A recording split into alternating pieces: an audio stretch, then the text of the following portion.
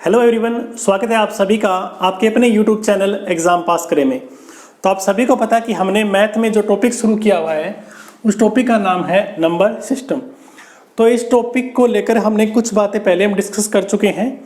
इससे पहले already 2 class upload हो चुकी है। अगर आपने वो क्लास नहीं देखी है तो रिक्वेस्ट किया एक बार आप पहले उन क्लास को देखिए, क्योंकि क्या है कि ये ऐसे टॉपिक है मैथ के जो एक दूसरे से आपस में जुड़े हुए हैं।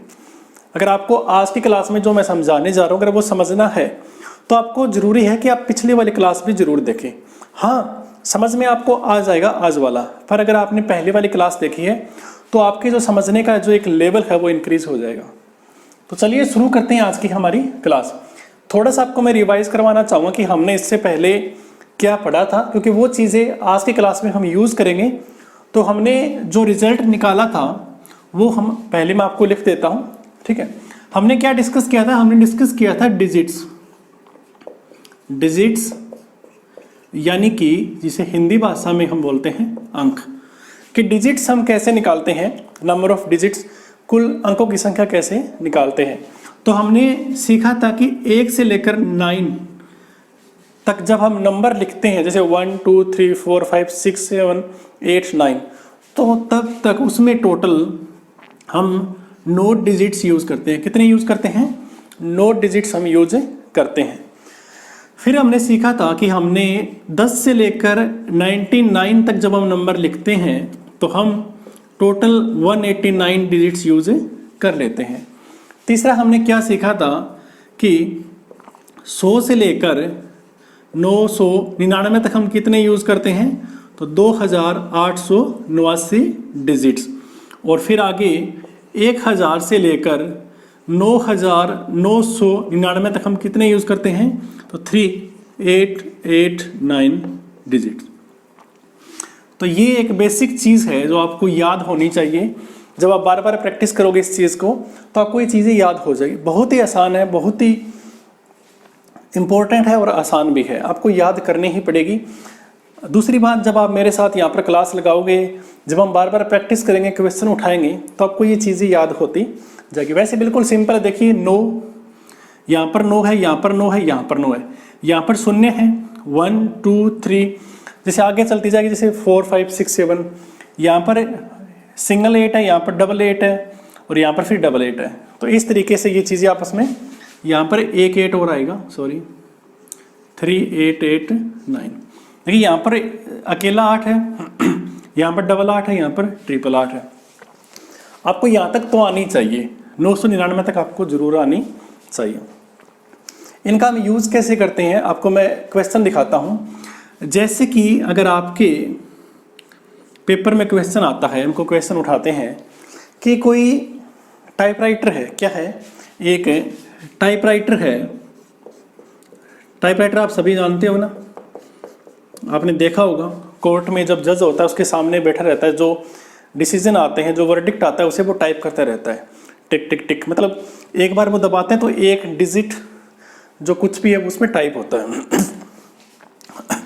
ये बोला किसी टाइपराइटर को कुल मान के चलो कि 1024 तक उसे काउंटिंग लिखनी है। जैसे 1 2 3 4 5 6 ऐसे करते करते उसे लास्ट में 1024 आना चाहिए। क्या आना चाहिए? 1024।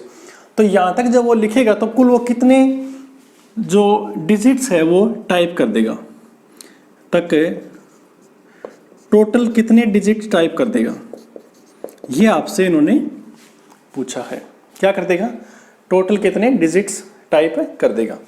अब देखिए हम जो काउंटिंग लेकर चल रहे हैं वो है 1024 तक ये जाएगा। तो हम क्या करेंगे, अब हमारी आपको यहाँ पर लेकर चलना है कि आपकी सीरीज कहाँ तक जा रही है, कहाँ तक काउंटिंग चल रही है। तो देखिए 99 से ऊपर है, 9999 से भी ऊपर है, यानी कि 1 से लेकर 999 तक टोटल 999 नंबर होते हैं और कुल मिलाकर 2889 डिजिट्स होते हैं। कितने होते हैं? 2889 डिजिट्स होते हैं। हमें काउंटिंग कहाँ तक लेकर जानी है? 1024 तक लेकर जानी है। कहाँ तक? 1024 तक। तो हम शुरू करेंगे यहाँ से 1000 से और जाएंगे 1024 तक। तो 1024 तक जाने में कुल कितने नंबर्स आ जाएंगे? तो 99 तो पहले आ चुके हैं, सॉरी 999 पहले आ चुके हैं, तो यहाँ तक हम कितने ले लेंगे? तो आप बोलोगे यहाँ पर टोटल इसमें से ये माइनस कर दीजिए, कितने बचेंगे? आप बोलोगे 25 नंबर मिले बचेंगे। क्या बचेंगे? 25 नंबर। मुझे ये बताइए, जब मैं 1000 लिखता हूँ उसमें कुल कितने डिजिट्स है? आप बोलोगे सर 1 2 3 4 है। तो यानी यहाँ पर एवरी 4 डिजिट्स, प्रत्येक 4 डिजिट मिलकर, प्रत्येक 4 अंक मिलकर एक संख्या का निर्माण करते हैं। तो यानी हर संख्या में कितने डिजिट्स होंगे? आप बोलोगे 4 डिजिट्स होंगे।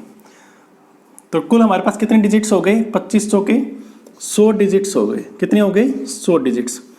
ये 100 तो है 1000 से लेकर 1024 तक, हमें निकालना कहाँ तक है? 1024 तक। तो इन दोनों को मैं ऐड कर देता हूँ, 2889 और 100 को, तो 9892।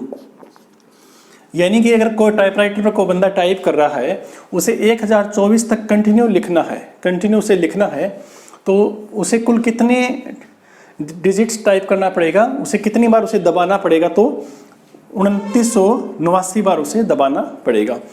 इस तरह के एग्जाम में आपको क्वेश्चन देखने को मिलेंगे, मतलब उनकी जो एक लैंग्वेज होती है वो इस तरह की आपको मिलेगी। वो आपसे डायरेक्ट नहीं पूछेंगे कि 1024 तक अगर आपको काउंटिंग लिखनी है तो कुल कितने डिजिट्स होंगे, वो आपको इस तरह के फॉर्मेट में देगा। दूसरा क्वेश्चन आप ऐसे उठा सकते हो, आपसे वो ऐसे बोल देगा कि कोई बुक है, क्या है, कोई एक बुक है, उस बुक की आपको पेजिंग करनी है। क्या करनी है? पेजिंग करनी है। जैसे पहला पेज है, उसके ऊपर 1 लिखा है, फिर दूसरे पेज पर 2, तीसरे पेज पर 3, चौथे पेज पर 4, 5वें पेज पर 5 लिखा है। ऐसे आपको करते जाना है और टोटल उस बुक के जो पेजिंग होगी लास्ट में, लास्ट पेज पर जो अंक लिखा होगा वो क्या होगा? आप कुछ भी ले लीजिए, जैसे मैं लेता हूँ कि 365 होगा। क्या होगा? 365 उसका लास्ट अंक उस पर लिखा होगा, लास्ट उस पर नंबर लिखा होगा। बुक के लास्ट पेज पर 365 लिखा होगा। हम जैसे कोई बुक लेकर आते हैं, टोटल चेक करते हैं ना उस पर कितने पेज है, तो मान के चलो कोई बुक है, उसके लास्ट में 365 लिखा है, यानी इस बुक में 365 पेज है। पर मैं आपसे, एग्जामिनर आपसे एग्जाम में ये पूछेगा कि वो जो बुक है उस पर आपको पेजिंग करनी है और 1 से लेकर 365 तक जाना है, तो एक 365 तक जाने में आपको कुल कितने डिजिट्स की आवश्यकता पड़ेगी, ये आपको निकालना है। तो आपको मैंने एक चीज़ सिखाई थी कि जब भी ऐसे आता ना 365, तो आपको ये टेबल याद रखनी है। और देखिए ये 365 कहाँ पर क्रॉस करता है? ये 99 से लेकर कहाँ पर है? 100 से लेकर 999 के बीच में ये लाई करता है। यानी कि हमें 1 से लेकर 99 तक हमें पता कि टोटल 99 नंबर होते हैं और कुल मिलाकर 189 डिजिट्स होते हैं। क्या होते हैं? 189 डिजिट्स होते हैं। दूसरा, अब हमें 100 से चलना है और हमें जाना है 365 तक। तो बताइए 99 तो संख्या हम ले चुके हैं, अब हमें बाकी कितनी संख्या बच गई? 365 तक हमें जाना है। तो सिंपली इसमें से ये माइनस कर दीजिए, कितने बचेंगे?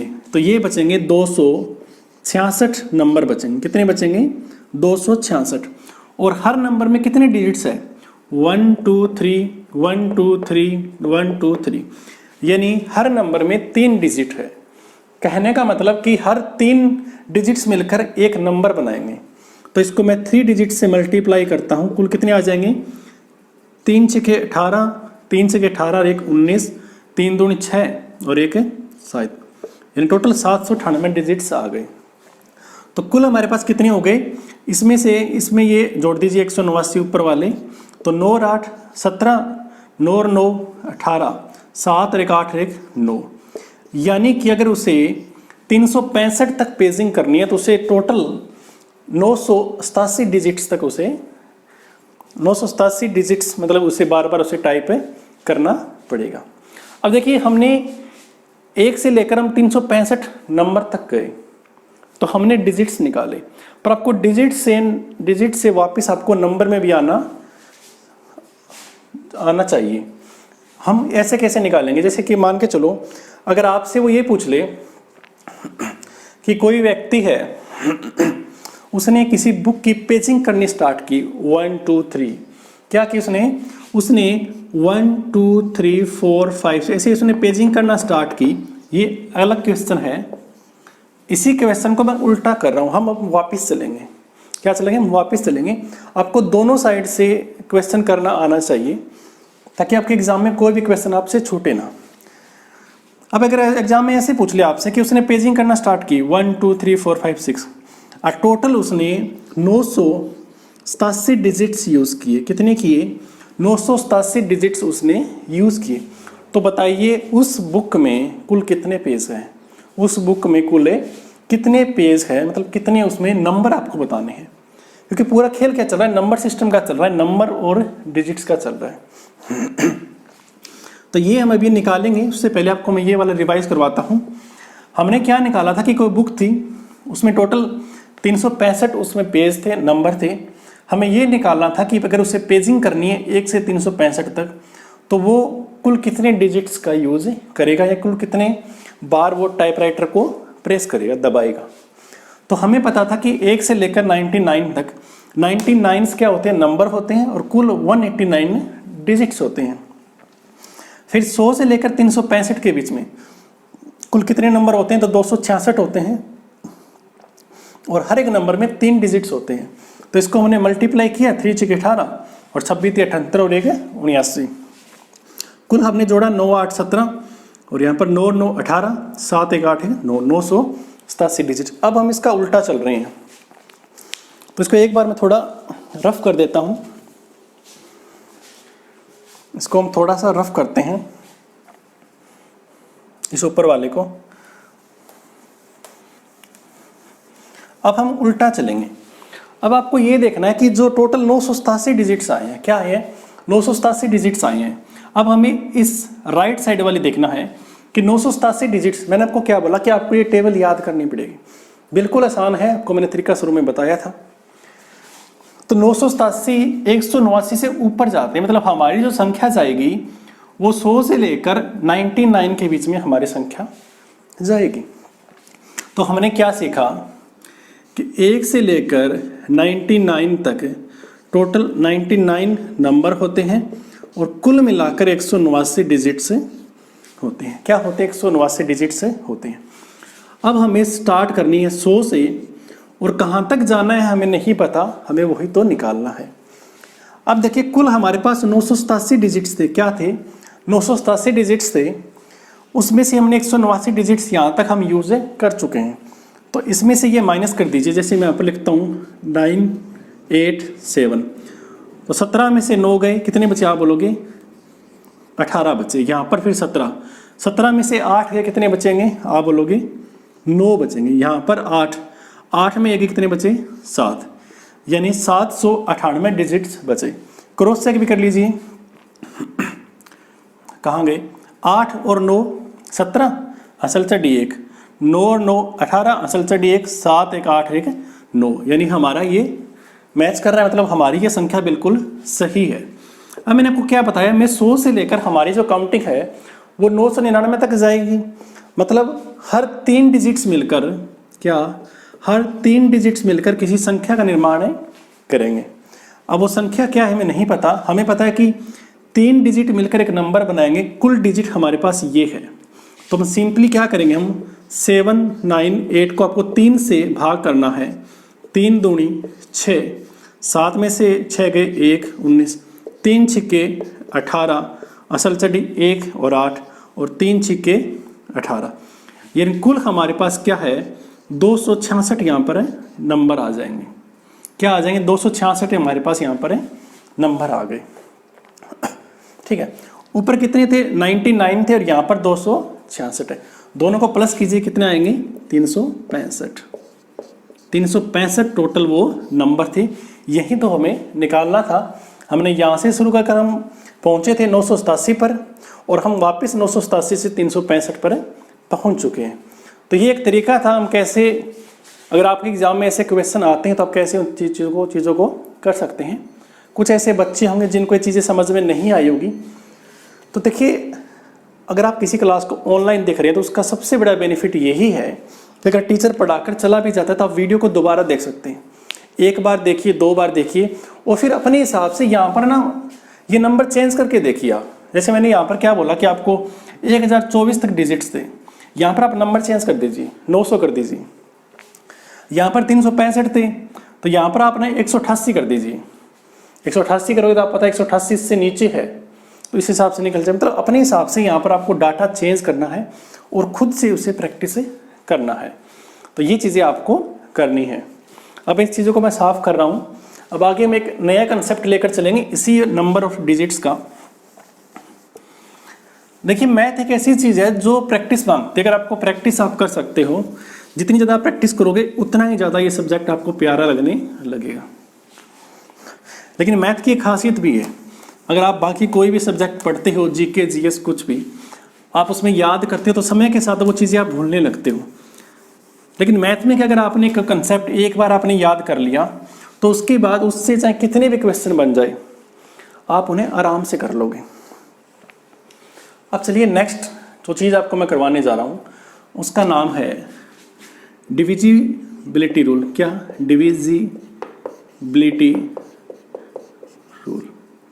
अब देखिए ये अलग टॉपिक है, पूरा का पूरा आगे आएगा। लेकिन यहाँ पर अभी हमारा क्या चल रहा है, हमारा टॉपिक चल रहा है डिजिट्स और नंबर का। डिजिट्स और नंबर का, तो यहाँ पर कुछ ऐसे कंसेप्ट है तो उसके लिए आपको कुछ डिविजिबिलिटी रूल आपको आने चाहिए, क्योंकि ये क्या है कि सारे आपस में इंटरलिंक है।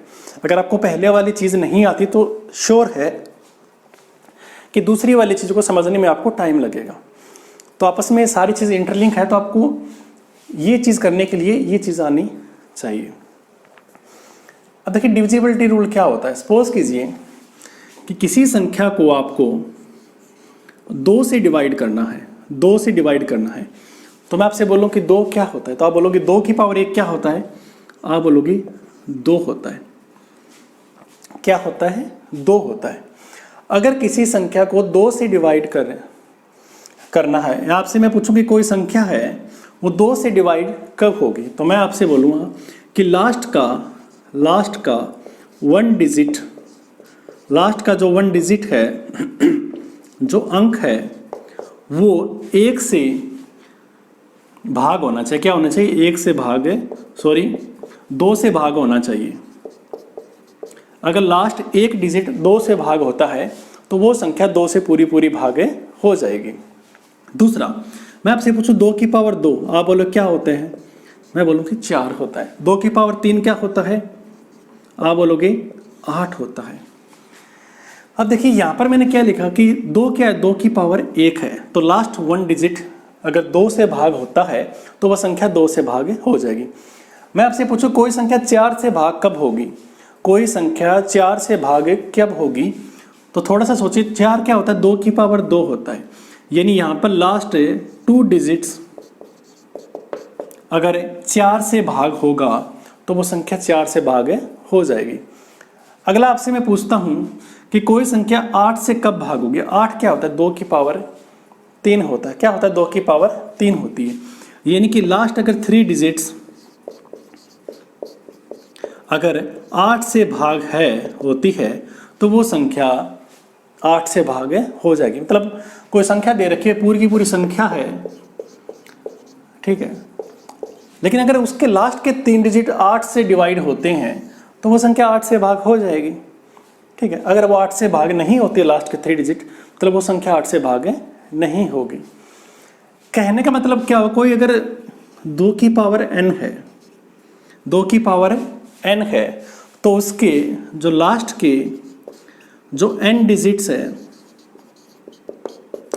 डिजिट्स है उसको भाग होने के लिए यहाँ पर जो डाटा आएगा, यहाँ पर जो वैल्यू निकलेगी 2 की पावर n की, 2 की पावर n की, तो यहाँ पर जो ऊपर n होगा तो उतने ही डिजिट को आपको उससे डिवाइड करना है।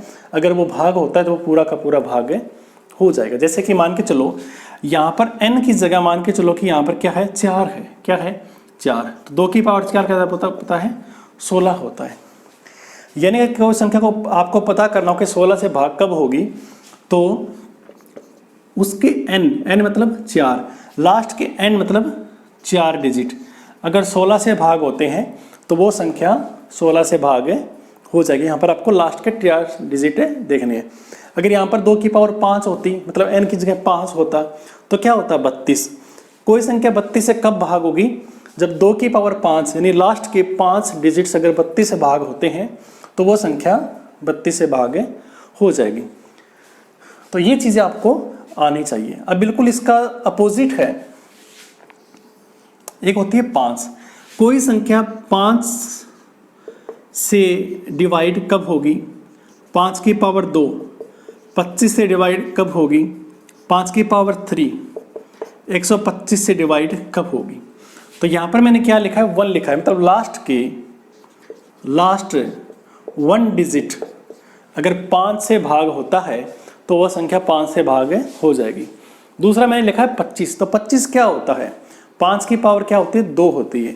यानी कि लास्ट के अगर 2 डिजिट, क्या लास्ट के 2 डिजिट्स अगर 25 से भाग होते हैं तो वो संख्या 25 से पूरी भाग हो जाएगी। जैसे मैं लिखता हूँ 650 क्या 25 से पूरी भाग होगी।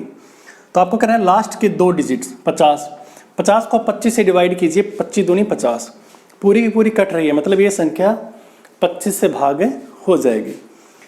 125 मतलब 5 की पावर 3, तो लास्ट के 3 डिजिट्स अगर 125 से भाग होते हैं तो वो संख्या 25 से पूरी भाग हो जाएगी। यानी कि 5 की पावर n अगर आपको निकालना हो तो लास्ट के n डिजिट्स यहाँ पर जो संख्या आएगी उससे अगर भाग होते हैं तो वो संख्या पूरी उससे भाग हो जाएगी, जो यहाँ पर डाटा आएगा। तो ये कुछ सिंपल सी बातें थी जो आपकी क्लास में हमने डिस्कस की है।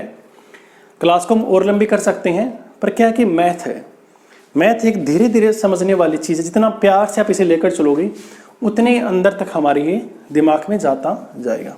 आपको करना क्या है, अगली क्लास में आने से पहले ये टेबल आपको याद होनी चाहिए।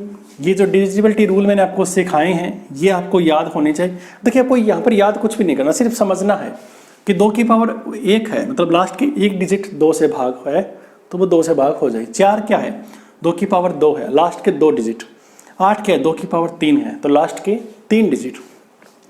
और इससे पहले आपको जो मैंने 2-3 क्वेश्चन करवाए थे किसी बुक की पेजिंग करने वाले या टाइपराइटर वाले, तो उन पर आपको उनका डाटा चेंज करना है और अपनी तरफ से प्रैक्टिस करना है। तो मिलते हैं नेक्स्ट क्लास में कुछ और इंटरेस्टिंग बातों के साथ। तब तक के लिए ऑल द बेस्ट। जय हिंद, जय भारत। क्लास को लाइक करना है, शेयर करना है, और जितना हो सके जो भी बच्चे हरियाणा के किसी भी एग्ज़ाम की तैयारी कर रहे हैं, किसी मतलब कोई भी एग्ज़ाम हो, चाहे CAT हो, किसी भी तरह का एग्ज़ाम हो जिसमें मैथ पूछा जाता है या बाकी सब्जेक्ट जैसे हरियाणा GK है, साइंस है, इंग्लिश है, ज्योग्राफी है, तो उन सभी की क्लासेस आपको हमारा जो चैनल है एग्ज़ाम पास करें उस पर हमारी टीम ने बिल्कुल फ्री में आपको अच्छा कंटेंट हम दे रहे हैं, ताकि जो बच्चे घर बैठकर बिल्कुल फ्री में पढ़ना चाहते हैं इस गर्मी में तो वो आराम से तैयारी कर सकते हैं। तो बस इतना सा आपसे चाहिए कि क्लास को शेयर करना और चैनल को सब्सक्राइब करके ज़रूर जाना।